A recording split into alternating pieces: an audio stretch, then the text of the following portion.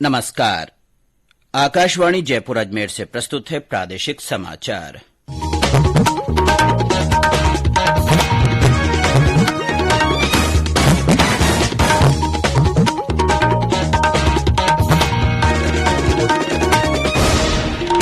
मुख्य समाचार। प्रधानमंत्री नरेंद्र मोदी भारत के G20 देशों की अध्यक्षता के रूप में आज शीर्षक, प्रतीक चिन्ह और वेबसाइट जारी करेंगे। राज्य सरकार ने देर रात 75 RAS अधिकारियों की तबादला सूची जारी की।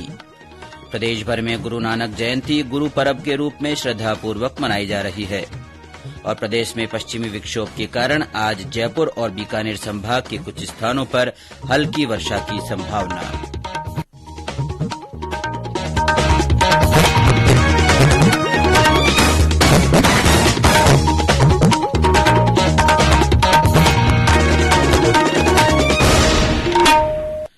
समाचारों के साथ मैं अब्दुल हनीफ और अब समाचार विस्तार से। प्रधानमंत्री नरेंद्र मोदी आज वीडियो कॉन्फ्रेंस के जरिए G20 की भारत की अध्यक्षता के लोगो, थीम और वेबसाइट का अनावरण करेंगे। लोगो, थीम और वेबसाइट का लक्ष्य विश्व के प्रति भारत का संदेश और प्राथमिकताएं व्यक्त करना है। भारत अगले महीने की 1 तारीख से G20 की अध्यक्षता करेगा। इससे भारत को अंतर्राष्ट्रीय महत्व के ज्वलंत मुद्दों पर वैश्विक कार्यसूची में योगदान करने का अवसर मिलेगा। G20 अंतर्राष्ट्रीय आर्थिक सहयोग के लिए प्रमुख मंच है।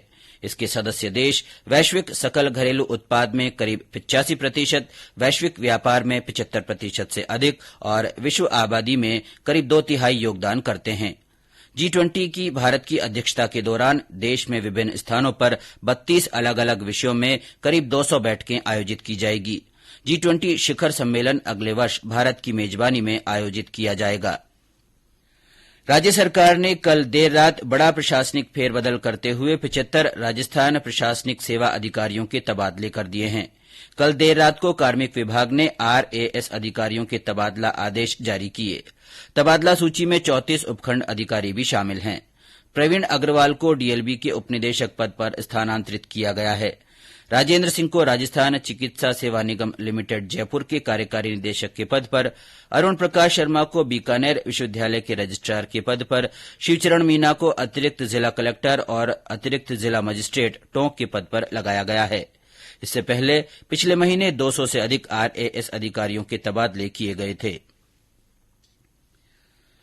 कार्तिक माह की पूर्णिमा के दिन आज पूर्ण चंद्र ग्रहण होगा। चंद्रोदय के समय ग्रहण भारत के सभी स्थानों से दिखाई देगा। ग्रहण का सूतक 9 घंटे पहले ही प्रातः 5:46 पर शुरू हो गया है। चंद्र ग्रहण के कारण आज पुष्कर के ब्रह्म मंदिर और सीकर के खाटूश्याम जी मंदिर के साथ ही प्रदेश के अधिकतर मंदिरों के कपाट बंद कर दिए गए हैं। ग्रहण का स्पर्श दोपहर 2:49 से शुरू होकर मोक्ष शाम 6:19 पर होगा। ग्रहण की अवधि 3 घंटे 40 मिनट की होगी। सवाई माधोपुर जिले में चंद्र ग्रहण के चलते सूतक लगने के साथ ही मंदिरों के पट बंद कर दिए गए हैं। ग्रहण के बाद मंदिरों में ठाकुर जी को स्नान के बाद विशेष पूजा अर्चना के कार्यक्रम होंगे।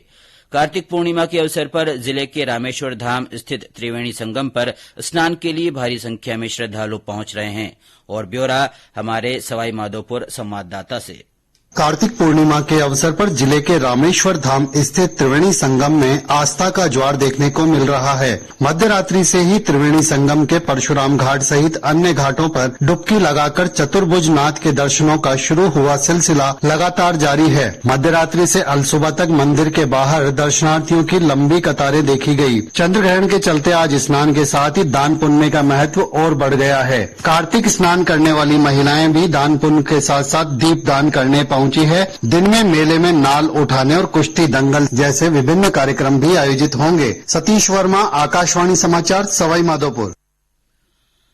विद्युत मंत्रालय ने इलेक्ट्रिक वाहनों की चार्जिंग के बुनियादी ढांचे के लिए दिशा निर्देशों और मानकों में संशोधन जारी किए हैं।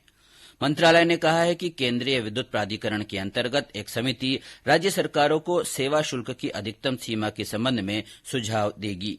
समिति सेवा शुल्क के लिए दैनिक दर के साथ साथ सौर घंटों के दौरान चार्ज करने के लिए दी जाने वाली छूट की भी सिफारिश करेगी। ये समाचार आकाशवाणी जयपुर अजमेर से प्रसारित किए जा रहे हैं। समाचारों में आपका एक बार फिर से स्वागत है। गुरु नानक जयंती गुरु पर्व आज भारत और विश्व भर में धार्मिक श्रद्धा के साथ मनाया जा रहा है।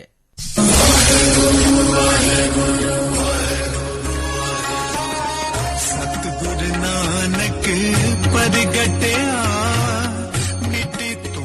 ये दिन सिख धर्म के संस्थापक और पहले गुरु नानक देव जी के प्रकाश पर्व के रूप में मनाया जाता है। इस वर्ष गुरु नानक देव जी की 553वीं जयंती है। प्रधानमंत्री नरेंद्र मोदी ने गुरु नानक जयंती पर देशवासियों को शुभकामनाएं दी हैं।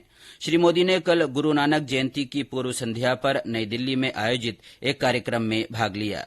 इस अवसर पर प्रधानमंत्री ने कहा कि गुरुओं के आशीर्वाद से देश ने उल्लेखनीय प्रगति की है। उन्होंने कहा कि श्री गुरु नानक देव जी ने लोगों को जीवन दर्शन प्रदान किया और उनकी शिक्षाएं आज भी हमारे लिए पथ प्रदर्शक है। उन्होंने कहा कि श्री गुरु नानक देव जी की शिक्षाओं से प्रेरित होकर देश 130 करोड़ भारतीयों के कल्याण की भावना के साथ आगे बढ़ रहा है। राज्यपाल कलराज मिश्र और मुख्यमंत्री अशोक गहलोत ने भी गुरु नानक जयंती पर प्रदेशवासियों को शुभकामनाएं दी हैं। अपने संदेश में श्री गहलोत ने कहा कि सिखों के पहले गुरु नानक देव जी ने छुआछूत, अंधविश्वास और पाखंड को दूर कर प्रेम, एकता, समानता और आपसी भाईचारे का संदेश दिया। प्रकाश पर्व के रूप में मनाए जाने वाला यह अवसर हमें अंधियारे से उजियारे की ओर अग्रसर होने का संदेश देता है। राज्य सरकार ने महात्मा गांधी राष्ट्रीय ग्रामीण रोजगार गारंटी योजना और लोक जुम्बिश कर्मियों के मानदेय में 5% की अतिरिक्त बढ़ोतरी के प्रस्ताव को मंजूरी दी है। सरकार के इस कदम से महात्मा गांधी नरेगा योजना के तहत कार्यरत संविदा कार्मिकों और लोक जुम्बिश कर्मियों के मानदेय में वृद्धि होगी। इस स्वीकृति से राज्य सरकार पर कुल 5 करोड़ 30 लाख रुपए का अतिरिक्त वित्तीय भार आएगा। जोधपुर में भारत और फ्रांस के बीच चल रहे 7वें वायुसेना युद्धाभ्यास गरुड़ 7 का आज अंतिम दिन है। 26 अक्टूबर से शुरू हुआ ये युद्धाभ्यास अपने अंतिम दौर में पहुंच चुका है। इस युद्धाभ्यास में फ्रांस के 220 और भारत के 250 वायुसैनिक सैन्य कौशल की बारीकियां साझा कर रहे हैं। और ब्यौरा हमारे जोधपुर संवाददाता से। जोधपुर के वायुसेना स्टेशन पर आज का दिन खास और रोमांच भरा होगा। इस दौरान भारत और फ्रांस के वायु सैनिक अपनी सैन्य क्षमताओं का प्रदर्शन करेंगे। भारत और फ्रांस की वायुसेना के बीच चल रहे युद्धाभ्यास गरुड़ 7 के तहत पिछले 2 सप्ताह से दोनों देशों के वायु सैनिक युद्ध कौशल और अन्य सैन्य गतिविधियों को साझा कर रहे हैं। भारत और फ्रांस के लड़ाकू विमान हैरत अंगेज प्रदर्शन भी करेंगे। इस आयोजन में बड़ी संख्या में लड़ाकू विमान और हेलीकॉप्टर शामिल किए जाएंगे। तेजस, जगुआर, रेफाल और सुकुई जैसे लड़ाकू विमान और LCH हेलीकॉप्टर हिस्सा ले रहे हैं। रामेश्वर बेड़ा, आकाशवाणी समाचार, जोधपुर। प्रदेश में पश्चिमी विक्षोभ के कारण आज जयपुर और बीकानेर संभाग के कुछ स्थानों पर हल्की वर्षा की संभावना है। वहीं कई स्थानों पर रात के तापमान में गिरावट आने से सर्दी का एहसास होने लगा है। बीकानेर में आसमान में बादल छाए हुए हैं तथा हल्की बारिश हुई। हनुमानगढ़ जिला मुख्यालय पर भी हल्की बारिश हुई। भीलवाड़ा में तापमान में कमी होने से गुलाबी ठंड का एहसास होने लगा है। बारां में आज सुबह से ही बादल छाए हुए हैं। तापमान में कोई परिवर्तन नहीं हुआ। राज्य सरकार ने एक आदेश जारी कर प्रदेश के 13 जिलों के नगरीय निकायों में उपचुनाव को देखते हुए 23 नवंबर शाम 5 बजे से मतदान के दिन 25 नवंबर शाम 5 बजे तक सूखा दिवस घोषित किया है। वित्त विभाग के संयुक्त शासन सचिव जसवंत सिंह ने बताया कि नगर निकाय के निर्वाचन क्षेत्रों और उससे लगते 5 किलोमीटर परिधीय क्षेत्रों में 48 घंटों के लिए सूखा दिवस घोषित किया गया है। और अब अंत में मुख्य समाचार एक बार फिर। प्रधानमंत्री नरेंद्र मोदी भारत के G20 देशों की अध्यक्षता के रूप में आज शीर्षक, प्रतीक चिन्ह और वेबसाइट जारी करेंगे। राज्य सरकार ने देर रात 75 RAS अधिकारियों की तबादला सूची जारी की है। प्रदेश भर में गुरु नानक जयंती गुरु पर्व के रूप में श्रद्धापूर्वक मनाई जा रही है। और प्रदेश में पश्चिमी विक्षोभ के कारण आज जयपुर और बीकानेर संभाग के कुछ स्थानों पर हल्की वर्षा की संभावना है। इसी के साथ प्रादेशिक समाचार बुलेटिन समाप्त हुआ। नमस्कार।